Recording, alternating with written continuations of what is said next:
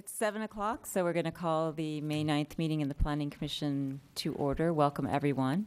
Planning Commission is the body that's appointed by the Town Council to make land use decisions for the town that are based on town policy, ordinances, zoning codes, and whatever else might apply. If you have an electronic device, we would ask that you at least put it on silent. You don't need to turn it off. But if you put it on silent, we'd appreciate it because it can be distracting. And can we do the roll call, please? Commissioner Seong? Here. Commissioner Bourgeois? Here. Commissioner Smith? Here. Commissioner O'Donnell? Here. Commissioner Talsfor? Here. Vice Chair Erickson? Here. And Chair Jensen. Here. Commissioner Erickson, will you lead us in the pledge, please?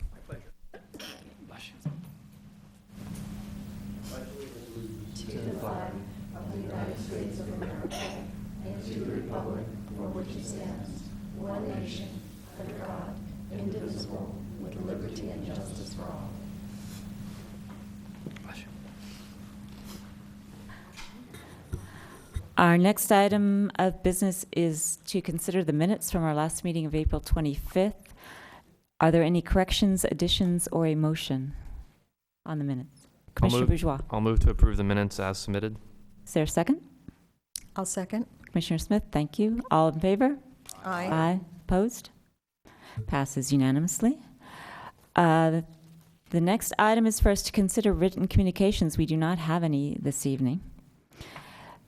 And the next item is requested continuances. We do have one requested continuance, and that is what is our item 2 on our agenda tonight, which is a consideration of a zoning code amendment to add the state density bonus law to the Los Gatos ordinances, and that's A-12-001. The staff has requested that that be continued to May 23rd so that they can continue work on that. Is there any motion on that item? Commissioner Erickson. I will move to continue item number 2 on our agenda, zoning code amendment A-12-001 to the meeting of May 23rd. Thank you. Is there a second? Seconded by Commissioner Talsfor. Any discussion on the motion? All in favor? Aye. Aye. Passes unanimously, so that matter is continued to May 23rd. We next do subcommittee reports. All of the planning commissioners serve on subcommittees in addition to their duties as planning commissioners. So we'll have committees that consider general plan, committees that consider new applications that are large enough where the applicant might want some guidance from the town before submitting an application, historic preservation committee. And so this is a time when commissioners who serve on those subcommittees will give us reports about what happened. Commissioner Talsfor, is there a CDAC meeting this week? There was one this evening or earlier this afternoon, rather. And it was unusual in that we haven't usually had this before. It was about a specific code amendment. And the applicant wanted to permit office and personal uses within the C2 zone that was not on our list of what we do grant amendments for. So the property was at 114 Royce Street, and the existing, how do I explain it? It was a situation where it's on a little street, and the in our section of Town Code section 2960-320 was put in place because we want to protect our retail spaces. And unfortunately, this building sits almost by itself in a parking lot, fronting a sidewalk, and it's across from the back of Wells Fargo and behind Forbes Mill Restaurant, if that makes any sense to you. And there's about 3 retail spaces in there, or places for them. And what's happening is there's also behind that building, this is really, and chime in here, really.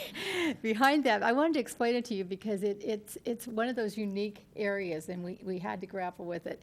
But behind the retail space that fronts Royce are 2 office spaces that go directly into the parking lots. And so he wanted to turn, the applicant wanted to turn everything into office if he could, but the committee felt that the places that fronted Royce, those places should stay, and there was a possibility that the places in the back that fronted the parking lot perhaps could be the exception and turned into office, because that would make much more sense. It would be, as someone looking for a place to go to buy something, I wouldn't encourage people walking through parking lots. That would be one thing. But there have been exceptions to this existing town code, and this could certainly be another one. So, Nell, how did I do? Do you want to add something? I thought you did Commissioner? great. Are there any questions? Commissioner O'Donnell, I think, might like to add something. No, I'm Really? Was fine. that okay? Was it too much? Feel free. Let me just say that the section that you described, when they adopted it, they put in some exceptions. So today we talked about adding another exception. Right.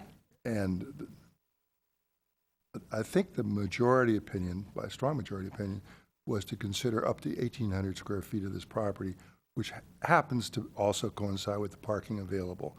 The front spaces, which are grandfathered professional uses, would stay the way they are, service uses. So, yeah, that's what you said, right? That's what I said.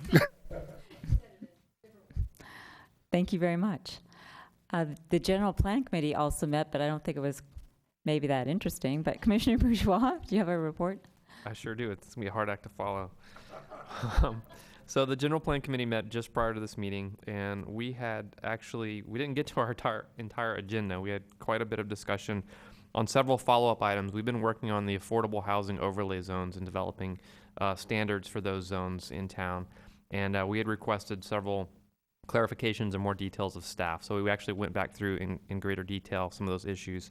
And also a new issue was brought before us, including kind of bifurcating the process, taking one of the affordable housing sites and expediting it, because we do have an application before us. So we don't want to slow that up. So we discussed whether or not that process should be separated to accommodate an affordable housing project that is actually being proposed. Other clarifications included some height and parking restrictions, ratios that we were looking at, as well as a long discussion on density transfer within a site. So that's what we covered tonight. Thank you very much, Commissioner Bourgeois. And I think that's it for subcommittee reports. Is that correct? We now come to the portion of our agenda where, if you would like to talk to the commission about something that is not on the agenda, you may do so. And you may talk about anything that's not on the agenda, and you have up to 3 minutes to address us on that. I do have 2 cards, so I just have them randomly, and I apologize if I'm going to mispronounce someone's name. I'm going to do my best. Steve Baratsoff. Excellent pronunciation. Oh, thank you. Hi, Oh, I'm Steve Baratsoff. I live at 276 Karen Court, Los Gatos. I've been a resident Los Gatos over 60 years, paying taxes about half of that. So I'm here to talk about the Hillbrook situation in Marchmont. My house is on Karen Court, which runs into Marchmont.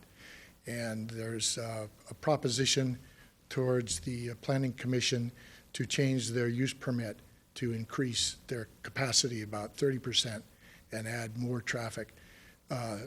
The comment that I have is that it's already a very congested area. It's very hazardous to children. There's about 15 more families in the neighborhood. It's turned over in the last 2 years, 2 or 3 years. And I don't see any benefit for the town relative to any commercial aspect and any additional tax. It's a liability, and it's a dangerous situation. They have also gone above their use permit over the last several years, and we have a group that's documented that and submitted that to your group, and thank you very much for considering that. Well, basically, bottom line is what we'd like to do is we like Hillbrook, we like a school there, but they are trying to expand rapidly, and they're very aggressive, and they're not being good neighbors. When they do a traffic control, the word goes out, they carpool, they walk. We had some interesting conversations from people down the street where people were getting in and out of cars to carpool to evade the count.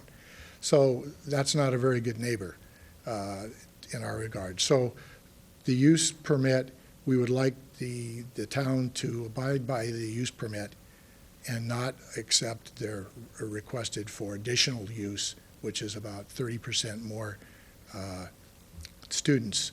And I don't really see any benefit for the town for doing that. So that's my point. Thank you. Thank you, sir. Robert Buckley? And sir, you also have 3 minutes. I have 3 minutes, thank you. Well, I'm one of those parents that turned over in the neighborhood in the last 5-6 years. Good evening, my name is Robert Buckley and I live at 288 Marchmont Drive, Los Gatos.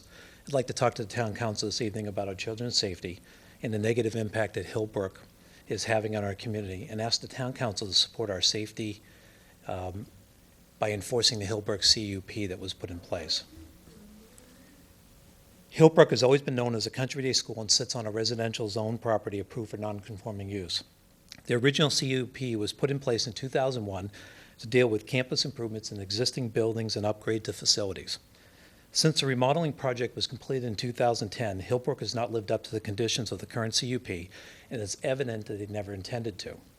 In fact, Hillbrook recently applied for a modification to its conditional use permit so they can add 32% more students, 25% more faculty, add additional summer and evening programs, as well as teachers training and conference centers on weekends. I'd like to give you 3 examples of 20 of the violations that we've seen over the last year. Hillbrook agreed to limit their enrollment to 315 students. Instead, last summer, Hillbrook leased a facility to a third-party vendor that ran a summer camp that brought in over 900 students. And you can imagine the impact to the neighborhood. This is a clear violation of the CUP that continue to promote summer camps and weekend use for this summer. To make things worse, they leased the facility this summer to Santa Fe Leadership Center to be used on Sundays. And this is a clear violation to their CUP, and they agreed not to do anything on weekends. Hillbrook agreed to have intramural sporting events and to limit it only to Hillbrook students. In 2010 and 2011, they've done 110 sporting events, and you can imagine what the impact of that has been to our neighborhood, to the point that we don't even allow our children to go out and play in the front yard because we're concerned about the traffic issues and then potentially getting hit in the roads. As everyone in this council probably knows, in February of this year, Los Gatos was awarded a grant for nearly $104,000 by the California Office of Traffic Safety. And the grant is to be used by the Los Gatos Police Department to improve safety around our schools. Matter of fact, the captain of the Los Gatos Police Department recently was quoted as saying, "Safe cycling and walking launches positive lifelong habits and contributes to Los Gatos' quality of life." This grant will further increase the comfort of parents who encourage their children to travel independently to schools. I could tell you today that doesn't happen because of the increase in traffic in our neighborhoods, because of the continuing ignoring of the CUP. The impact of our neighborhood is our children can't play safely.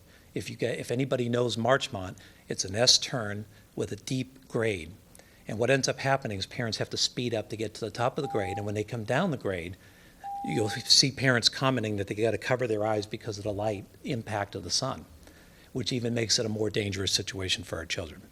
Mr. Buckley, thank you. I'm going to have to ask you to wrap closing, up. I would just ask you if you would please enforce the CUP and protect our neighbors. Thank you, sir. Ms. Bailey, does the Hillbrook application have a date yet? No, it does not.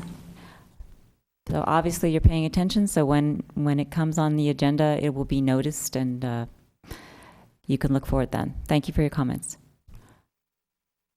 We're going to move on. I don't have any other verbal communication cards. So we're going to move on to the first item in our agenda, which is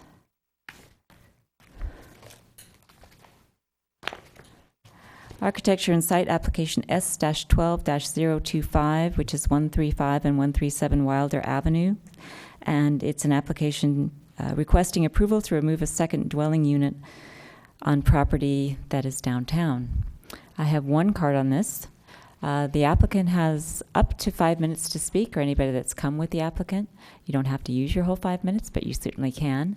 When you're finished with your 5 minutes, or you're finished with your presentation, you may have questions from commissioners.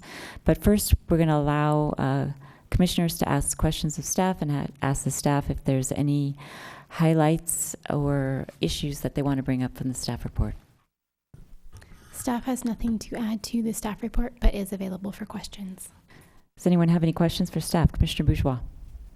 I just had one question. I was looking through the findings we need to make to approve this, and one of them says the economic utility would increase if the request is granted. Could you, I'm having trouble understanding how to make that finding. Could you maybe clarify that for me? Sure. The finding that's required, or one of the considerations that's required as a finding to demolish a structure, is the economic utility of the existing structure. And the applicant, in their letters of justification, have stated that by allowing the removal of the interior second unit, it actually would increase the economic utility of the single-family dwelling. And I guess by economic utility, you just mean it. Is it property value? Is it just more functional? Is it either?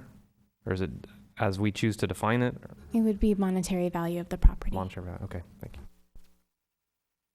Other questions for staff? Okay, seeing none, I do have one oh, I'm sorry, did not see you. Commissioner Okay. Dallasford. I do have a question.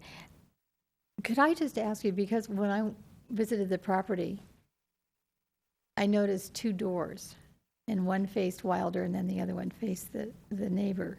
So my question to you is, was this built as a duplex? Is that what they mean by interior second dwelling space?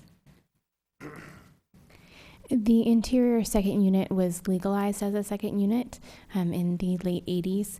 The records don't show whether it was built as a duplex, but as the property exists today, it would not qualify as a duplex due to minimum lot standards. Okay, thank you. Other questions? Okay, I don't see any. I do have a card on this. Mr. Hirschberger, the applicant, would you come forward? Yes, please.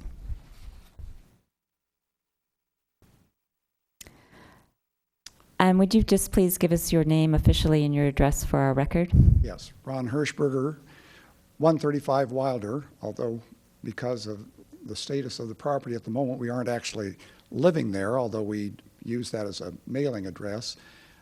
We're living temporarily in a rental unit on San Mateo Avenue. And with me are my wife, Gail, seated there, and our daughter, Rhonda, and son-in-law, Todd, and our grandson, Trevor, who are a large part of the reason that we wanted to move to Los Gatos, to be closer to them, and particularly to help Trevor with some of his special needs in the various classes and so on that he has to go to. In terms of the economic utility, I would say that I think the property is more valuable as a single-family residence than it is as a two-family unit. The second family unit would be very small. I'm not saying that it couldn't be rented, but I think it would not work very well economically, and I think its greater value is as a single-family residence. So I think that's the way in which the economic utility is enhanced. I hope you have had a chance to read the petition. I do find one part of the town code to be a little bit confusing, and Ms. Savage has been very generous in spending time and trying to show us the applicable provisions. But section 2940.725 pertaining to permitted uses in the R1D area in subsection 1 specifies single-family dwelling, and then the next one is a two-family dwelling. It doesn't really use the term duplex anyplace. Then in the following sections, it talks about the lot area that's required for a single-family dwelling and a two-family dwelling. And it just seems to me from the logic point of view that if it is a single-family residence, but with a secondary family unit authorized, and it's not just authorized, once it's been authorized, it's really a mandate for you to keep it that way unless we get permission to remove it, that it's more of a two-family dwelling realistically than it is a single-family unit or a single-family residence. But beyond that, as I mentioned in the petition, I think for the two-family units, it specifies the 8,000 square foot lot, or at least for a true two-family. And if we're saying single-family with a secondary unit authorized is not really a two-family unit, but with a true two-family unit, the minimum lot size in this district would be 8,000 square feet, whereas our lot is only 6,251 square feet. And as I stated in my petition, our petition, it seems to me that that's a recognition that you need a lot of that size if you're really going to accommodate two families and give them a reasonable amount of living space on the property. When there is less than that, one of the family units is going to be severely disadvantaged by just not having adequate yard space. And I think that would be true if this property continued to be a single-family dwelling with the mandatory secondary unit. And as to the off-street parking, if it's more than a single family, then 3 parking spaces are required in this district. We only have 3 off-street parking spaces are required. Sorry. We only have 2 off-street parking spaces. If we were truly a two-family dwelling, then we would have to have 3 off-street parking places. So we only have 2. I didn't ask one of our neighbors to... You're okay. That's warning you. You have 30 seconds left. Okay. Anecdotally, there apparently have been some disruptions in the neighborhood in the past because when it was used as a two-family dwelling, there were way too many cars on the street, and that apparently has caused some problems with the neighbors. Thank you very much. Let's see if there's any questions for you. Questions for Mr. Hirschberger? Commissioner Smith. Thank you. I am familiar with the property. When you give the address as 135, is that, that's the address that you want to keep, correct? And then the little unit on the left, which has the 137, just gets encapsulated. So I just want to make sure I understand what you want to do. You just want to take that number off the door and... Correct. Okay. Now, as you do that, what are you going to do about the garage in the back? Well, there's the garage has space for 2 cars. We have only 2 cars. They would be parked in the garage. So there's no, you're not going to do anything with the garage. I noticed on the plans you were just talking about the interior of the house, but I wanted to specifically ask about the garage. No, we're not planning to do anything with the garage. As I say, it accommodates 2 cars, and we would put our 2 cars in the garage as often as possible. Because I noticed it didn't have a setback that's usually required, so probably went in before some requirements. I think that's correct. I tried to get some history about the house. I believe it was built in the early 1950s, 1951, 52, 53, something like that. And then there was a permit issued in 1987 to authorize the secondary family unit. All right, thank you. Other questions? No one has any questions for you, Mr. Hirschberger. Thank you very much. Certainly. And before you sit down, let me see if there's anyone in the audience that would like to talk about this application other than you. Okay, seeing no one, by our procedures, you actually do have the opportunity to rebut anything you've heard. So if you'd like to do that, feel free. Other than that, you're free to sit down. Okay. Or add anything. You're fine? Okay. I'm fine. Thank you very much. Thank you for your consideration. Thank you. And let me just make sure one more time, because I did see that somebody else came in to make sure that No one wants to talk about 135, 137 Wilder. Okay, then I'm going to close the public portion of the hearing and look to the commission for any questions that they have of staff. I actually have a question about, I noticed that Ms. Bailey brought the book in. Were you looking at the requirements for two-family or duplex? Could you shed any light on that? No, I was just preparing in case you asked for a definition of a secondary dwelling unit. Ah, okay. Then I'll look to the commission, as I always do, for a motion. If you're prepared to make a motion, but you have some concerns, I'm sure that your fellow commissioners will hear you out. However, if you are prepared with a motion and want to go ahead, I'll recognize you if you do. Commissioner O'Donnell. I'll make a motion. I would move that that we approve the request, and we find that the proposed project is categorically exempt under the California Environmental Quality Act under Section 15301.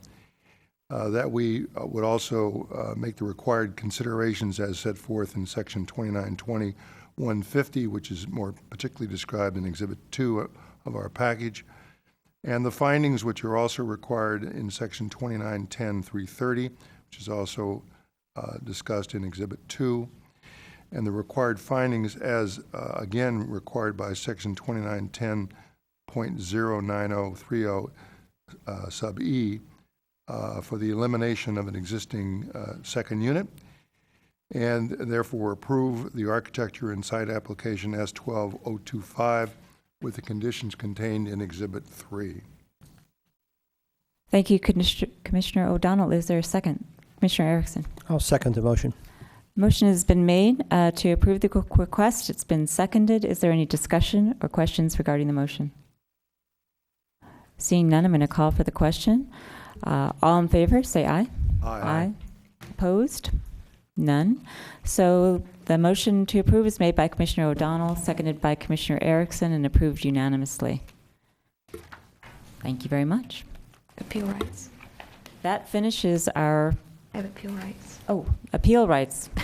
Okay. This decision is appealable to the town council. The appeal must be filed within 10 days, and there is a fee for filing an appeal. Thank you. We do not have any other continued other business. Is there a report from the director? Just one item. The Planning Commission, or excuse me, the Town Council approved the application at 640 Blossom Hill Road, the Chipotle restaurant. Any commissioner matters that anyone wants to bring up? Commissioner Talasfor. So they approved the, let's get back to Chipotle. I'm sorry. I was just curious, is there a chance that will they be approving the signage separately, or who approves the signage? Does the staff approve the signage separately? That is correct. Do you know at this point where that signage might be placed? No, I do not. You don't? So is there a chance that we could have You could come in and take a look. a look at it? Mhm. Okay, thank you. Anything else that anyone wants to bring up? Commissioner Sayoc. More an administrative issue with summer approaching and summer vacations being scheduled. I want to thank staff for giving us heads up on upcoming agenda items, but if you can pull that out even further so that we can start planning summer schedules and what may be coming and what I wouldn't want to miss, that would be appreciated. Thank you. And just to follow up on that, it's my understanding, Commissioner O'Donnell, you won't be present on June 13th. And Commissioner Talasfor not June 27th, and Commissioner Erickson possibly not June 27th? That's correct. Okay. I had asked our secretary that if we got to a point where there were going to be 2 or more people that indicated they were going to be absent, that we do separate polling to make sure that we were going to have quorums for those days when it was iffy. So the sooner we can know the agenda, the better it would be. Thank you. Anything else? Okay. We're adjourned.